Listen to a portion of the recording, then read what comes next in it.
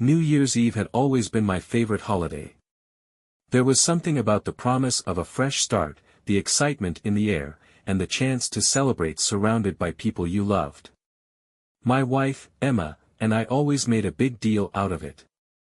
Our house would become the centerpiece of celebration, with lights twinkling on every corner and a tree so tall we needed a ladder to decorate it. This year was no different, or at least, that's what I thought. Everything seemed perfect. Emma had been bustling around the house all week, baking cookies, hanging ornaments, and planning the menu for our annual New Year's Eve party. Our friends and family always said she had a knack for creating magic during the holidays, and this year, she had truly outdone herself. But there was something about her that felt different. A flicker of something I couldn't quite put my finger on. Maybe it was the way she seemed more preoccupied than usual, her phone constantly buzzing with notifications she would check quickly before tucking it away. Or the way she avoided my eyes when I asked her what was on her mind. I told myself I was imagining things. After all, it was the holidays, stress was normal. But part of me couldn't shake the feeling that something wasn't quite right. The party was in full swing when it happened. The living room was filled with the sounds of laughter and clinking glasses, the smell of mulled wine and fresh pine lingering in the air. Our closest friends had gathered, including David, my best friend since college. He had always been like a brother to me, reliable, funny, and someone I could trust with anything. Emma had suggested a secret Santa this year, a fun twist to our usual festivities. Each guest drew a name a few weeks before the party, and tonight was the big reveal. I hadn't been able to guess who had me, but I had picked out a thoughtful book set for Lisa, one of Emma's close friends, and was eager to see her reaction. "All right, everyone," Emma called, her voice cheerful as she stood by the fireplace. "Time for the Secret Santa exchange."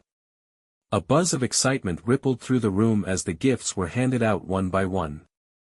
When it was my turn, I opened a beautifully wrapped box to find a personalized leather wallet with my initials embossed on the front. It was perfect, exactly the kind of thoughtful gift Emma would have suggested. "Who had me?" I asked, grinning as I held it up. David raised his glass, smirking. "Guilty.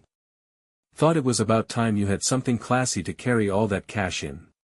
The room erupted in laughter, and I raised my glass to him in thanks. It was such a David thing to do, simple, practical, and spot on. It felt good, normal, the way the holidays always did when we were all together. But then it was Emma's turn. She opened her gift slowly, her cheeks flushed as everyone's eyes turned to her. Inside the box was a delicate gold necklace with a small heart-shaped pendant, simple but elegant. I couldn't help but smile, whoever had picked it had great taste. Emma's reaction, though, was strange. Her face reddened further, her hands trembling slightly as she held up the necklace for everyone to see. "Wow, this is beautiful," she said, her voice softer than usual. "It suits you," David said from across the room, his tone casual, almost too casual. Something about the way he said it made the hair on the back of my neck stand up. I glanced at him, but he was already turning to refill his drink, his expression unreadable. "Who had you, Emma?" Lisa asked, her tone playful. Emma hesitated, her eyes darting around the room. David," she said finally, her voice barely audible. A ripple of laughter spread through the group, a few people making teasing comments about how David must have a knack for gift-giving. I chuckled along with them, but inside, something twisted uncomfortably in my gut. As the night went on, I couldn't stop thinking about the way Emma had reacted. The way David had looked at her. It was subtle, almost imperceptible, but now that the thought was in my head, I couldn't unsee it. The way their eyes lingered on each other a moment too long, the way Emma's laugh seemed just a little more forced when he was around. I told myself I was being ridiculous. David was my best friend. Emma was my wife. I had no reason to doubt either of them. But as the clock struck midnight and everyone cheered, toasting to the new year, I couldn't shake the feeling that this holiday wasn't as perfect as it seemed. The morning after the party, the house was unnervingly quiet. The remnants of the celebration were still scattered everywhere, empty glasses on the coffee table, stray pieces of wrapping paper on the floor, the faint scent of mulled wine lingering in the air. Normally, Emma and I would spend the morning cleaning up together, laughing about the night's highlights and trading stories from our friends. But today, she wasn't there. I found her in the kitchen, staring out the window with a mug of coffee cradled in her hands. She looked lost in thought, her face shadowed with something I couldn't quite read. Guilt? Sadness? I wasn't sure. "Morning," I said, leaning against the doorframe. She jumped slightly, as if she hadn't heard me come in. "Morning," she replied, her voice softer than usual. I waited for her to say more, to comment on the party or joke about how much cleaning we had ahead of us. But she didn't. She just kept staring out the window, her fingers tapping anxiously against the mug. "Everything okay?" I asked, my tone light but probing. "Yeah," she said quickly, turning to face me with a forced smile. "Just tired, I guess. It was a long night." It was the same excuse she'd been giving me for weeks. "I'm just tired." I wanted to believe her, but the unease I'd felt last night at the party was still gnawing at me. As the day went on, little things started to stand out. Emma's phone buzzed constantly, and each time, she would glance at the screen before quickly setting it back down. Normally, she wouldn't hesitate to share funny messages from our friends or gossip about the latest group chat drama, but today she seemed guarded, almost secretive. "Who's blowing up your phone?" I asked casually as we folded up the extra chairs from the party.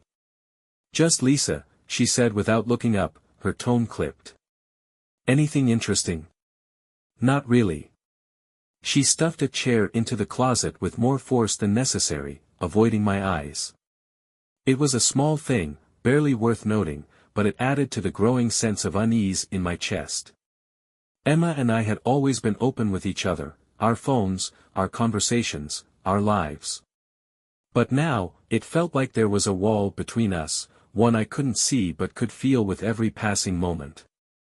That evening, as we sat on the couch watching a movie, I noticed it again. Her phone buzzed on the coffee table, and she glanced at it quickly, her body stiffening slightly before she pressed it face down. I tried to ignore it, but my curiosity got the better of me. "Everything okay?" I asked, keeping my tone light. "Yeah," she said, her eyes fixed on the TV. "Just Lisa again.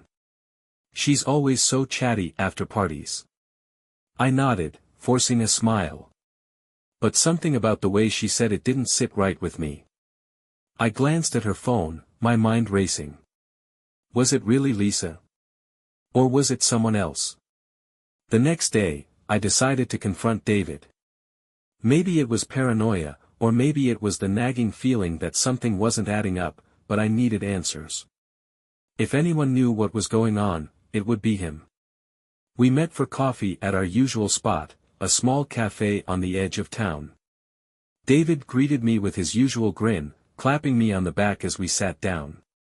"Hell of a party, huh?" he said, taking a sip of his coffee. "Emma really outdid herself this year." "Yeah," I said, forcing a laugh. "She always does."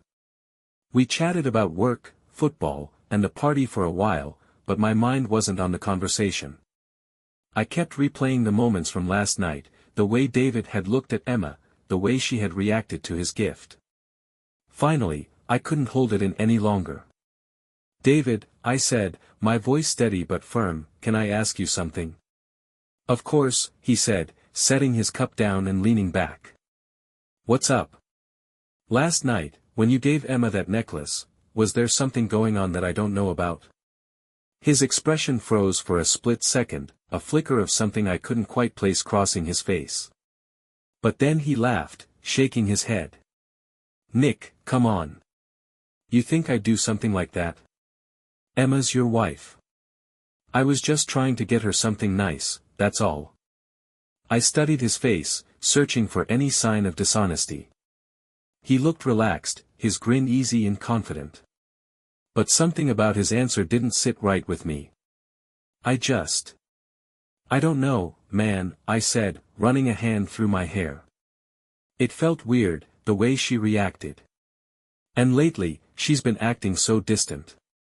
I don't know what to think anymore. David reached across the table, clapping a hand on my shoulder.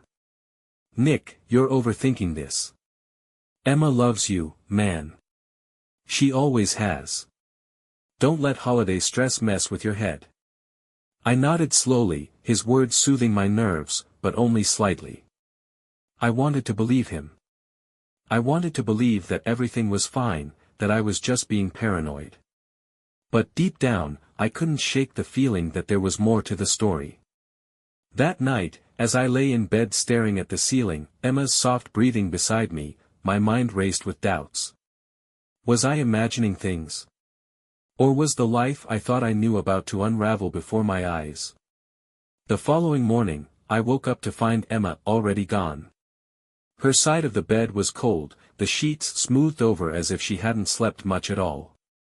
A note sat on the kitchen counter, her neat handwriting a sharp contrast to the chaos I felt building inside me. Gone to meet Lisa for coffee. Be back by lunch. Love you. It seemed innocent enough, but something about the note didn't sit right with me. Maybe it was the way she'd written it, almost too casually, or maybe it was the gnawing feeling in my gut that refused to let me ignore the growing distance between us. I poured myself a cup of coffee and sat down at the table, staring at the note. My mind wandered to David's reassurance the day before. He'd sounded so sure, so confident, but his quick denial still played on a loop in my head. Was he telling the truth? Or had I been too trusting of my best friend? That afternoon, when Emma returned, she seemed different. Lighter, almost. She breezed into the house with a smile, her cheeks flushed from the cold, carrying a to-go cup of coffee in one hand and her phone in the other. Hey, she said brightly, setting the coffee down on the counter.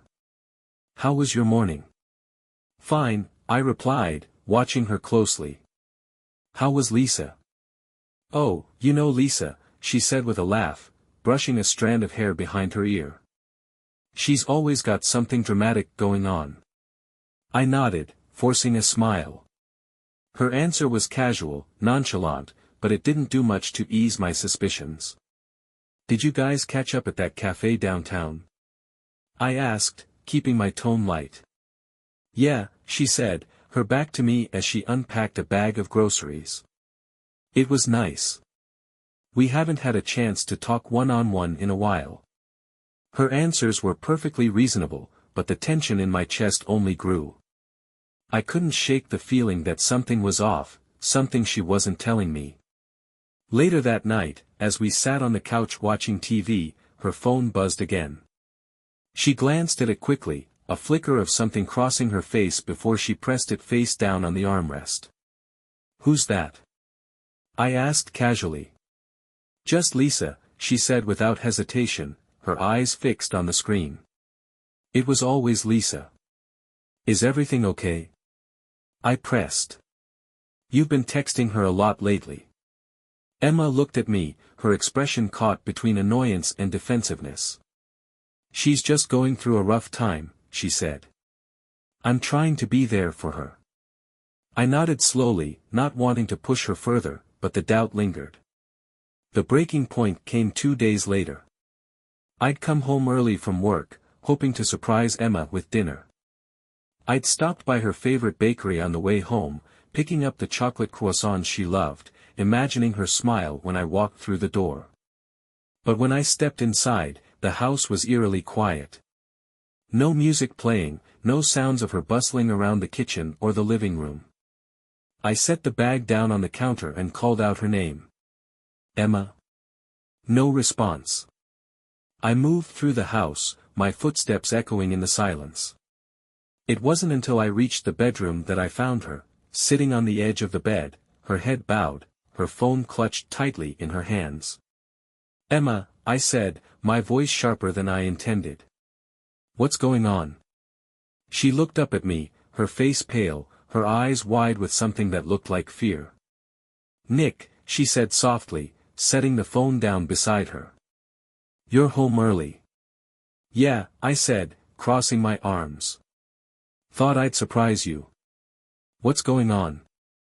Nothing, she said quickly, standing up. I was just checking some emails. Emails? I repeated, my voice skeptical. On your personal phone? In the bedroom?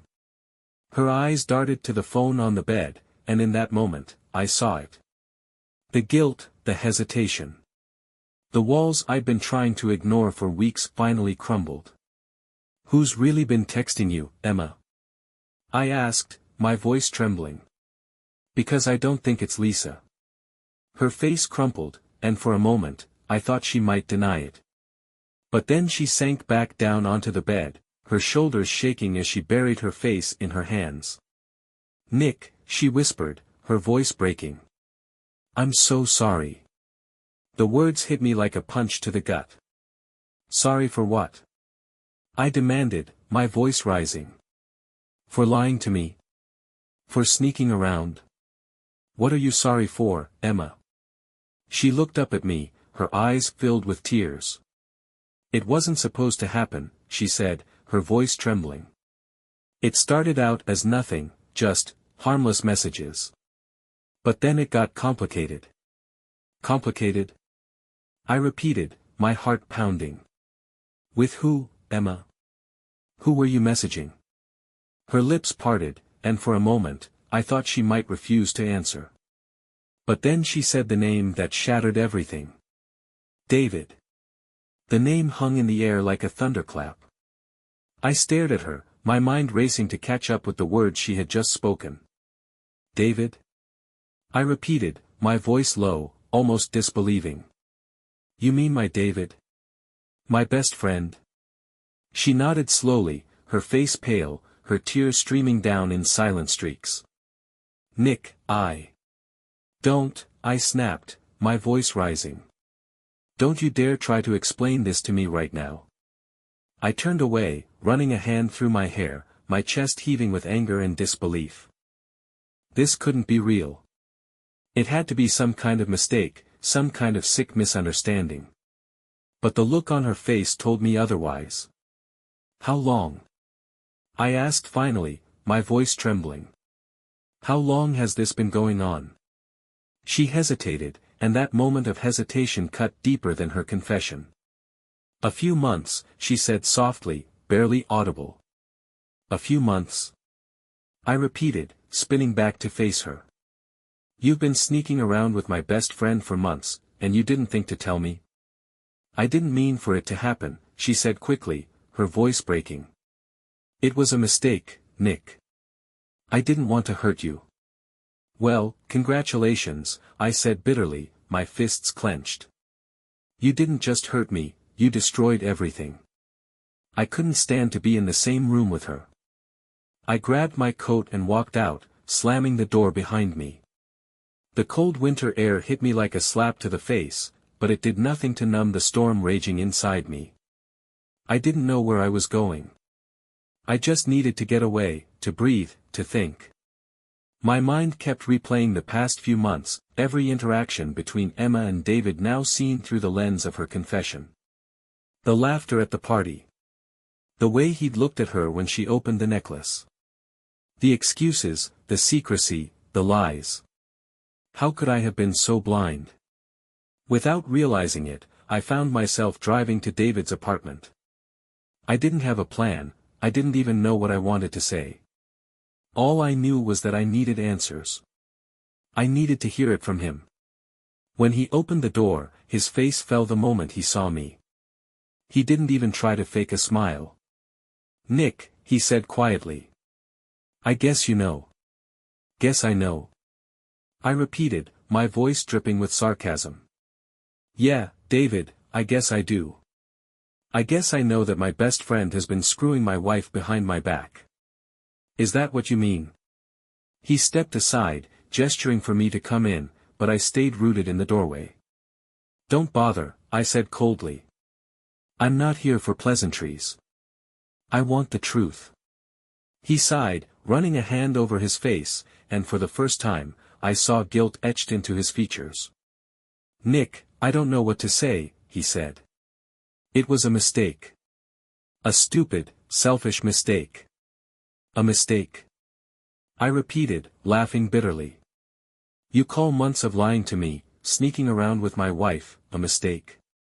He didn't respond, his shoulders slumping as he leaned against the doorframe. I never wanted to hurt you, he said finally. You have to believe that. Believe you? I said, my voice rising. Why the hell would I believe anything you say now? You've been lying to me for months, David. You were supposed to be my friend. My best friend. I know, he said, his voice barely above a whisper. And I hate myself for it. I don't expect you to forgive me. I don't know what else to say. I stared at him, my chest tight with anger and betrayal.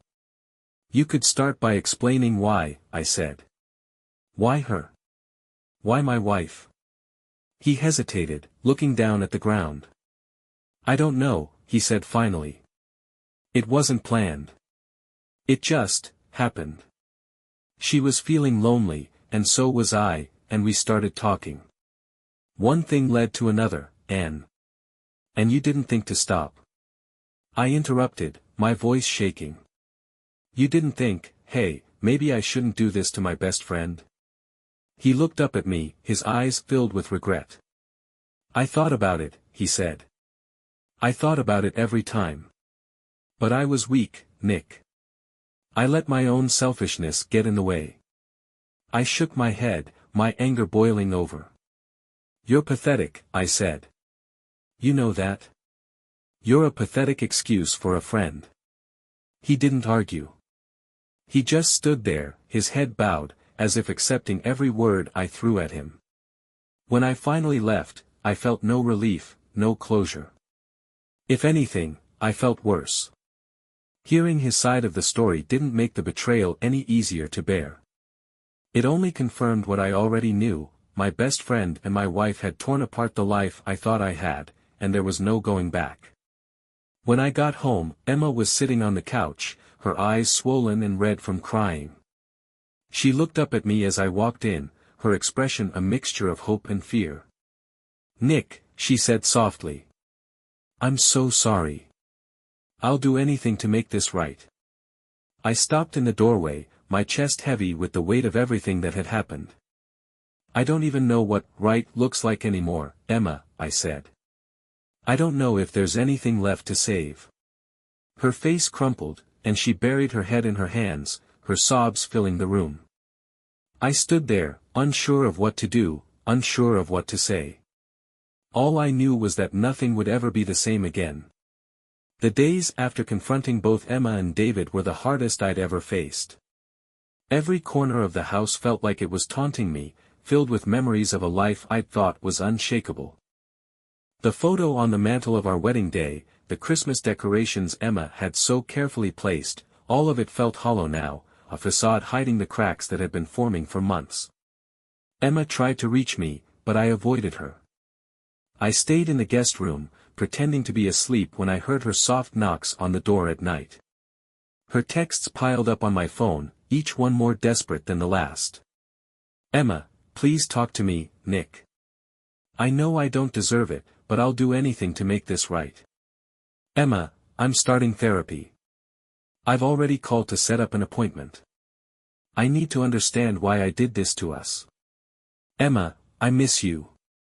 I love you. Please don't give up on me. But no matter how many messages she sent, the anger and pain I felt wouldn't let me respond. I wasn't ready to forgive, and I wasn't even sure I wanted to try. I took time off work, telling my boss I needed a few days for personal reasons. I spent most of that time driving aimlessly around the city, trying to sort through the mess in my head. My thoughts were a jumbled mix of anger, sadness, and the faintest glimmer of hope. Could we fix this? Could I ever trust her again? Or was it time to walk away? One afternoon, I found myself parked outside a park Emma and I used to visit often. It had been one of her favorite spots, a place where we'd shared countless picnics and long walks. As I sat there, staring at the empty benches and bare winter trees, I felt a pang of nostalgia so sharp it took my breath away. I thought about the woman I'd fallen in love with, the one who used to light up every room she entered, who made even the smallest moments feel special. That woman felt like a ghost now, someone I couldn't quite reach but still yearned for. Was she still in there, buried beneath the lies and betrayal? Or had I been holding on to a version of her that no longer existed? That evening, I finally sat down to read through all of Emma's messages. Her words were raw, filled with regret and pain, but they didn't erase the hurt she'd caused. Still, one line stuck with me. I don't expect you to forgive me right away, or even at all. But I need you to know that I'm trying. Not just for us, but for myself. Because I can't live with who I've become. It wasn't an excuse. It wasn't a plea for pity. It was the first thing she'd said that felt real, that felt like it came from the woman I'd once known. The next day, I called her. "Nick," she said, her voice breaking the moment she answered. "Thank you for calling. I didn't think you ever would." "I'm not calling to make any promises," I said quickly. "But we need to talk. Face to face." "Of course," she said, her tone filled with relief. "Whenever you're ready." We met at the kitchen table that evening, the same table where we'd shared so many meals, so many conversations. This time, though, the air was heavy with tension and unspoken words. "I don't know where to start," Emma said finally, her voice trembling. "But I need you to know how sorry I am, Nick. I know I've destroyed your trust, and I don't expect to rebuild it overnight. But I want to try.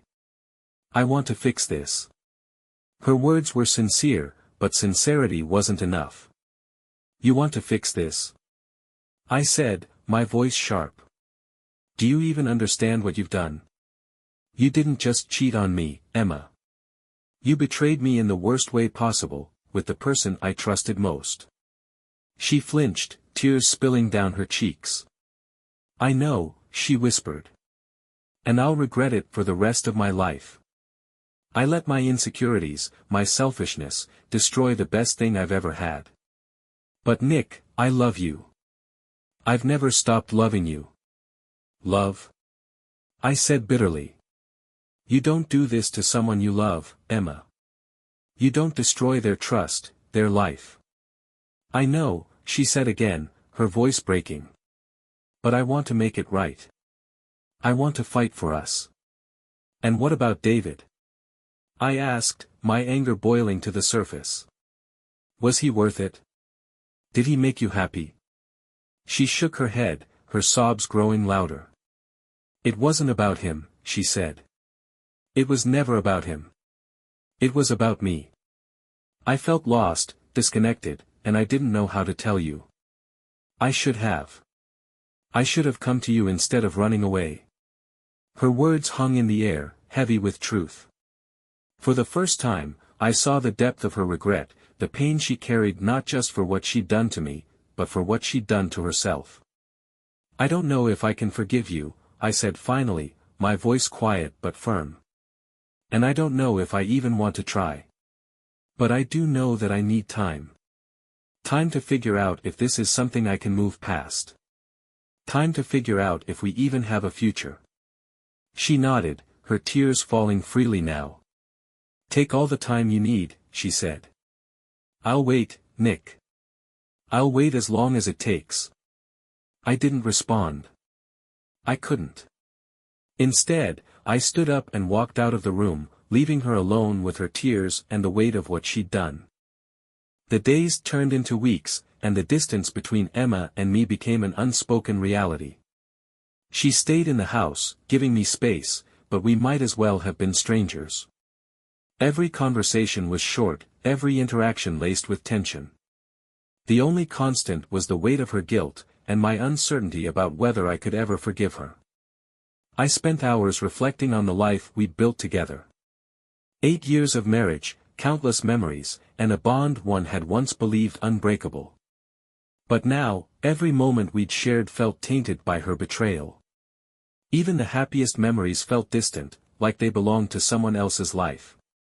Still, I couldn't ignore the other side of the equation, David. His betrayal cut just as deeply, if not more.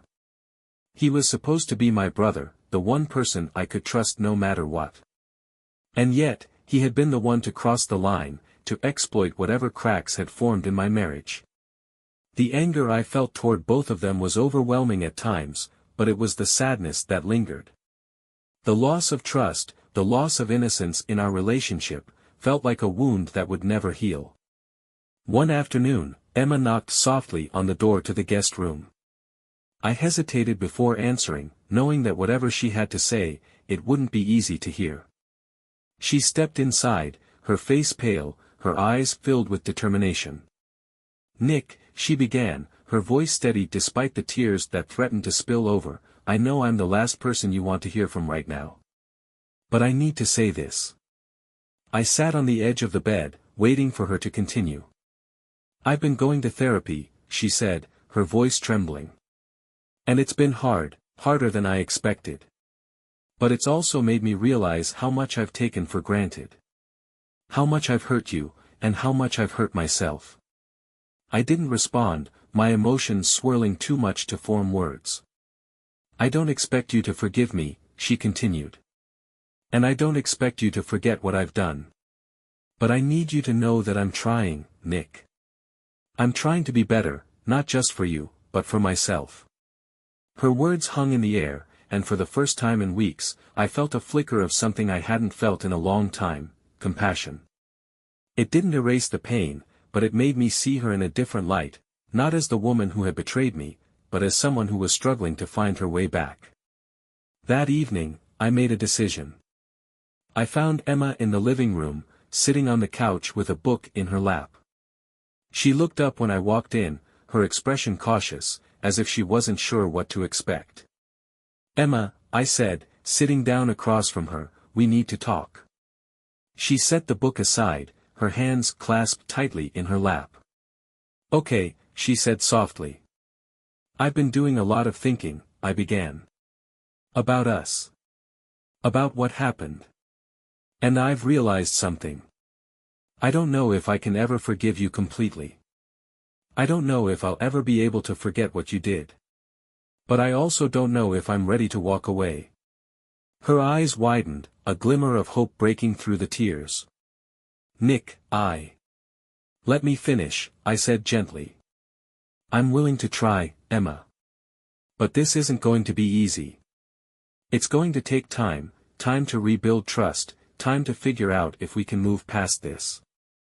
And it's going to take effort. From both of us." She nodded quickly, tears streaming down her face. "I'll do whatever it takes," she said. "I promise, Nick. I won't let you down again."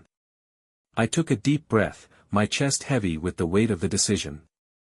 "This doesn't mean everything is okay," I said. "It doesn't mean we're back to where we were. But it means I'm willing to try." She reached for my hand, and for the first time in weeks, I didn't pull away. Her touch was tentative, her fingers trembling as they brushed against mine. It wasn't the same as before, but it was a start. The road to rebuilding wasn't easy. We started with therapy, both individual and together. Emma opened up about her insecurities, her feelings of inadequacy that had driven her to seek validation from David. I shared my own struggles, the ways I had failed to see the cracks in our relationship before they became too wide to fix. There were setbacks, moments when the anger and pain resurfaced, threatening to undo the progress we'd made. But there were also moments of hope, small, fragile moments where we found glimpses of the love we'd once shared. David, on the other hand, was no longer part of my life. I couldn't forgive him, and I couldn't bring myself to face him again. Whatever friendship we'd had was gone, destroyed by his betrayal. And while that loss hurt, it was a pain I could live with. A year later, as we stood together in front of a new Christmas tree, decorating it with ornaments that carried memories both old and new, I realized something. Our marriage would never be the same as it was before the betrayal. But maybe it didn't have to be. Maybe we could build something new, something stronger, something honest. Emma placed a delicate glass ornament on the tree, her eyes meeting mine as she stepped back. "Do you think we're going to be okay?" she asked softly. I wrapped an arm around her, pulling her close. "I think we're going to be better than okay," I said. "It's not perfect, but it's ours. And that's enough."